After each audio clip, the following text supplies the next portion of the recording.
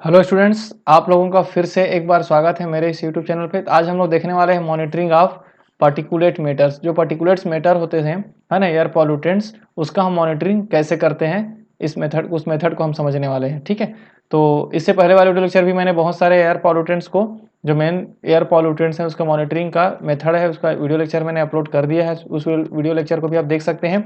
तो आज हम लोग देखने वाले हैं monitoring of particulate matters. Particulate matters मतलब सिंपल सी बात है, एक स्मॉल पार्टिकल्स समझ लेंगे, है ना। स्मॉल पार्टिकल जैसे पीएम 2.5 माइक्रोमीटर का होता है, या फिर पीएम 10 करके आप लोग सुने होंगे। तो क्या ये पार्टिकल्स है, सिंपल सी बात है, स्मॉल पार्टिकल्स है 2.5 एंड 10 माइक्रोमीटर का। ठीक, तो पार्टिकुलेट मैटर मतलब सिंपली एक पार्टिकल्स। तो monitoring of particulate matters can be done by gravimetry, X ray fluorescence, electron microscopy, nephelometry, charge particle drift spectrophotometry and spectrometry and electrostatic and thermal precipitator. ये सब method है जो पार्टिकुलेट मैटर को हम monitoring इस instrument के through कर सकते हैं। मेनली हम पढ़ेंगे क्या आज, एक्सरे फ्लोरोसेंस, ये मोस्ट इंपॉर्टेंट है। और पार्टिकुलेट मैटर का मॉनिटरिंग जो है मेनली एक्सरे फ्लोरोसेंस मेथड के थ्रू ही किया जाता है।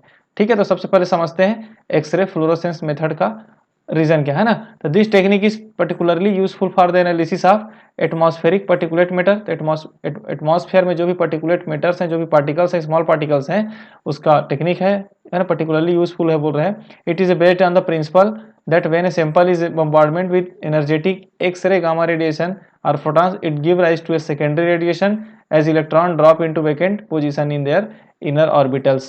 इसको भी समझाता हूँ क्या चीज़ है। तो देखिए आप यहाँ पर, ये हो गया आपका न्यूक्लियस, एक सेल मैंने बना दिया, दूसरा सेल है ये, ठीक, ये आपका तीसरा सेल है। तीन सेल समझते हैं, है ना। ये मिडिल वाला पोर्शन जो डार्क है वो क्या है, एक के सेल है, मतलब पहला cell, L cell, M cell और एक एन सेल भी होता है। और बीच जो डार्क वाला पार्ट है वो न्यूक्लियस है। तो इन सब सेल्स में क्या होगा, इन सब सेल्स में अलग अलग इलेक्ट्रॉन्स होंगे। पहले सेल में 2 इलेक्ट्रॉन, दूसरे सेल में 8 इलेक्ट्रॉन जो होता है हम लोग पढ़े हैं, है ना, 2n² रूल्स के अकॉर्डिंग। तो उसके अकॉर्डिंग आप फिल कर देंगे 8 इलेक्ट्रॉन फिल करेंगे, उसके में 18 करेंगे। ठीक है, रैंडम 18 इलेक्ट्रॉन, मैं अभी काउंट नहीं कर रहा हूँ, 18 इलेक्ट्रॉन फिल कर देते हैं। तो देखो क्या होता है, यहाँ पर हम हाईली एनर्जेटिक इलेक्ट्रॉन बीम यहाँ पर क्या करते हैं, हम इस सैंपल में, इस जो पर्टिकुलेट सैंपल कहने का मतलब है कि उस एटम, उसके एटम्स में एनर्जी देते हैं, हाईली रेडिएशन का इलेक्ट्रॉन बीम देते हैं। वो क्या करता है, जो भी के सेल में हो या फिर एल सेल या एम सेल, किसी भी सेल से, इनर सेल से, है ना, एम सेल आउटर सेल हो गया, के सेल क्या हो गया, इनर सेल हो गया। तो इनर सेल में जो यहाँ पर इलेक्ट्रॉन है उसको क्या करता है, वो बाहर कर देता है। इलेक्ट्रॉन जो है वो बाहर कर दिया, तो यहाँ पर क्या हो गया, अब यहाँ पर क्या बन गया, एक वेकेंट साइड बन गया, खाली जगह बच गया। क्योंकि जो इलेक्ट्रॉन बीम के थ्रू जो बाहर से हमने क्या किया, एक इलेक्ट्रॉन बीम बम्बार्डमेंट किया एनर्जी के, देखो यहाँ पे लिखा है ना, when a sample is bombard with energetic x ray gamma radiation, या फिर प्रोटॉन, तो प्रोटॉन हो सकता है, एनर्जेटिक एक्सरे हो सकता है, या फिर गामा रेडिएशन, है ना। प्रोटॉन्स, एनर्जेटिक एक्सरे मतलब इलेक्ट्रॉन बीम, या फिर गामा रेडिएशन का जब हम इसमें क्या करते हैं, बम्बार्डमेंट कराते हैं, तो सैंपल का जो इनर सेल है, तो वो इलेक्ट्रॉन कहाँ चला गया, बाहर चला गया। तो यहाँ पर क्या बन गया, एक वेकेंट साइड बन गया। तो इस वेकेंट साइड को कंप्लीट करने के लिए जो ऊपर वाला सेल है, जैसे के एल एम, तो एल सेल का जो इलेक्ट्रॉन है यहाँ पर आ जाएगा। एल सेल का इलेक्ट्रॉन देखो, के सेल में क्या बन गया है, वेकेंट बन गया है। तो एम सेल में भी इलेक्ट्रॉन है, तो एम सेल का इलेक्ट्रॉन यहाँ पर आ जाएगा। तो एम सेल में क्या बनेगा, वेकेंट साइड बन जाएगा। तो के एल, सॉरी एल है ये, है ना। देखो के सेल में वैकेंसी बना, वैकेंसी क्यों बना, जो हम हाईली एनर्जेटिक एक्सरे दिए, गामा रेडिएशन दिया, प्रोटॉन का बम्बार्डमेंट किए, तो इलेक्ट्रॉन को बाहर कर दिया। तो एक्स के सेल में एक वैकेंसी बन गया। उस वैकेंसी को फिल करने के लिए कहाँ से आ रहा है, एल सेल से एक इलेक्ट्रॉन आ गया, तो एल सेल में एक वैकेंसी बन गया। उसको फिल करने के लिए एम सेल में के एल एम, एम का कोई भी इलेक्ट्रॉन है वो कहाँ जा रहा है, आपका एल सेल में आ जाता है। तो यहाँ पर क्या हो रहा है, देखो के लोअर एनर्जी में था और एल जो है वो हायर एनर्जी में है। तो लोअर हायर एनर्जी से लोअर एनर्जी में कोई भी इलेक्ट्रॉन आएगा तो इतना अमाउंट ऑफ एनर्जी जो बीच का डिफरेंस है वो एनर्जी को क्या करेगा, वो रिलीज कर देगा। यही क्या कहलाता है, आपका फ्लोरोसेंस कहलाता है, एक्सरे फ्लोरोसेंस। समझ गया। एक्सरे रेडिएशन, गामा रेडिएशन या प्रोटॉन रेडिएशन दे करके हम किसी भी एटम के इनर सेल के इलेक्ट्रॉन को बाहर कर देते हैं। तो बाहर करने से वहां पर क्या जनरेट हो रहा है, वहां पे एक वैकेंसी जनरेट हो रहा है, खाली जगह जनरेट हो जाता है, जिसको कंप्लीट करने के लिए अपर सेल वाले, आउटर सेल वाले या फिर हायर सेल वाले इलेक्ट्रॉन्स आकर के फिल करते हैं। तो जब हायर सेल का इलेक्ट्रॉन लोअर सेल में आता है तो उनके बीच के जो एनर्जी डिफरेंस होता है वो रिलीज कर देता है, उसी को बोलते हैं एक्सरे फ्लोरोसेंस रेडिएशन। और इसी एक्सरे फ्लोरोसेंस रेडिएशन का यूज हम लोग डिटेक्शन के लिए करते हैं किसी भी पर्टिकुलर मैटर का। ठीक, ये मैं नॉर्मली मैकेनिज्म को मैंने बता दिया। तो the emitted x ray have energies characteristics of the particulate atom. देखो तो इमिटेड एक्सरे जो रिलीज हुआ, अब जो फ्लोरोसेंस की बात कर रहा हूं उसी को इमिटेड एक्सरे बोल रहे हैं ना, उसका एक कैरेक्टरिस्टिक्स होता है पर्टिकुलर एटम के लिए। तो द एनर्जी या फिर wavelength of the emitted radiation yield A quantitative analysis of the elements while the intensity of the radiation provides a quantitative analysis with reference in standard sample. तो energy wavelength जो emitted हो रहा है वो क्या दिखा रहा है, उसके क्वालिटेटिव एनालिसिस को, और जो इंटेंसिटी होता है, जितना ज्यादा इंटेंसिटी का रेडिएशन होगा उतना ही ज्यादा उसका क्वांटिटेटिव एनालिसिस, मतलब मात्रा को दिखाता है, अमाउंट को दिखाता है कि उतना ही ज्यादा वो क्या किया है, एक्सरे रेडिएशन रिलीज हो रहा है, मतलब क्वांटिटी को दिखाता है। ठीक है, अब प्रोसीजर देख लेते हैं। तो एन एक्साइटेशन सोर्स, प्रोसीजर को देखने से पहले डायग्राम को समझते हैं। देखो सबसे पहले ये है क्या है, एक्साइटेशन सोर्स, जिसमें हमने क्या यूज किया, एक्सरे ट्यूब, जिसको हम लोग बोल रहे हैं, मान के चलो एक्सरे ट्यूब बोल रहे हैं, है ना। एक्सरे ट्यूब से क्या मिलेगा, एक्सरे रेडिएशन मिलेगा। कैसे मिलेगा, तो गामा रेडिएशन दे करके प्रोटॉन का बॉम्बार्डमेंट करा करके हम क्या क्या निकाले वहां से, प्राइमरी बीम निकाले। प्राइमरी बीम ही हमारा क्या है, एक्सरे रेडिएशन हो गया, है ना, जो एनर्जी सोर्स हो गया। वो कहाँ गया, पर्टिकुलर सैंपल पे गया।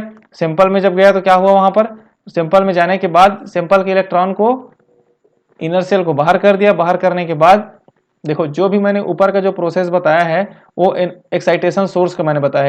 एक्साइटेशन सोर्स के लिए रेडिएशन कहाँ से मिला, तो हमारा हो गया प्राइमरी बीम। जो वहां से रेडिएशन मिला ना वही हमारा सोर्स के जैसे काम कर रहा है, तो हमारा प्राइमरी बीम हो गया। अब वो गया सैंपल पे, जो हम सैंपल लेना चाह रहे हैं। तो जो सैंपल हम लेना चाह रहे हैं, जिसका मॉनिटरिंग करना चाह रहे हैं, उसमें जब गया तो वहां पर भी सेम प्रोसीजर होगा। इनर सेल का इलेक्ट्रॉन रिलीज हो जाएगा, तो आउटर सेल का जो इलेक्ट्रॉन आएगा तो उससे एक एनर्जी निकलेगा। तो एनर्जी को हम कहाँ भेज रहे हैं, क्रिस्टल में भेज रहे हैं, एनालाइजिंग क्रिस्टल। एनालाइजिंग क्रिस्टल का काम क्या है, उस एनर्जी को एनालाइज करना, उस रेडिएशन को थोड़ा सिस्टमेटिक कर देना, है ना। और इसके बीच में हम क्या लगा देते हैं, कॉलीमेटर। कॉलीमेटर भी लगा होता है इसके बीच में, जो क्या करता है, कॉलीमेटर जो लगा, हाँ देखो यहाँ पे लिखा है ना, कॉलीमेटर। समझते हैं, इन रेडिएशन के बीच में क्या लगा रहता है, कॉलीमेटर लगा होता है।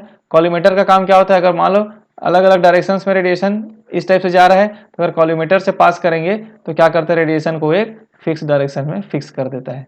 तो ये रेडिएशन का तो एनालाइजिंग क्रिस्टल के थ्रू कहाँ जाता है, डिटेक्टर जाता है। जो काउंटर लिखा है डिटेक्टर में जाता है। डिटेक्टर में डिटेक्ट करने के बाद आउटपुट कैसे मिलता है, हमें ग्राफ के फॉर्म में, इंटेंसिटी के फॉर्म में मिल जाता है। तो ये नॉर्मल एक मेथड हो गया। प्रोसीजर लिखा है, देख लेते हैं। An excitation source generally in X ray tube, generally X ray tube के through emitting while X-ray produces a primary beam of energetic radiation which excites fluorescent X-ray in the sample। ठीक है, the sample is mounted as a thin layer के form में। segments of air filters containing fine particles matters make ideal sample। तो जो हम particulate matters है उसको भी हम क्या करते हैं, आइडियल सैंपल बनाने के लिए अलग अलग फिल्टर से हम लोग उसको पास कराते हैं। तो एक फिक्स डायमीटर का या पर्टिकुलेट मीटर हमें मिल जाता है वहां पर, जिसमें हम एक्सरे रेडिएशन को पास कराते हैं। ठीक है, the resultant fluorescent x ray are pass through a collimator to select parallel secondary beam. देखो तो जो रिजल्टेंट फ्लोरोसेंट एक्सरे हमें मिला उसको हम किससे पास कर रहे हैं, कॉलीमेटर से, जिससे हमें क्या मिलेगा, parallel secondary beam, secondary radiation, जो सैंपल के वजह से जो रेडिएशन हुआ है। एक रेडिएशन कहाँ से होता है, सोर्स के लिए, एक्सरे रेडिएशन सोर्स के लिए हम लोग जो मैकेनिज्म जो मैंने ऊपर बताया वो किसके लिए है, सोर्स के लिए। तो उसके थ्रू हमें एक्सरे रेडिएशन मिल गया। एक्सरे रेडिएशन फिक्स वेवलेंथ का ना, जिस वेवलेंथ का हमें, जिस वेवलेंथ का रेडिएशन चाहिए जिससे हमें वो पर्टिकुलर एटम को मॉनिटरिंग कर सके। जिस भी वेवलेंथ का हमें रेडिएशन चाहिए, क्योंकि जिस जो हम सैंपल लिए हैं उसमें एक पर्टिकुलर मैटर है, मतलब पार्टिकल्स है, उसका एक एक्सरे का एक वेवलेंथ है। उसी वेवलेंथ पे क्या होता है, वो अपना एब्जॉर्बेंस या फिर एनर्जी रिलीज करता है।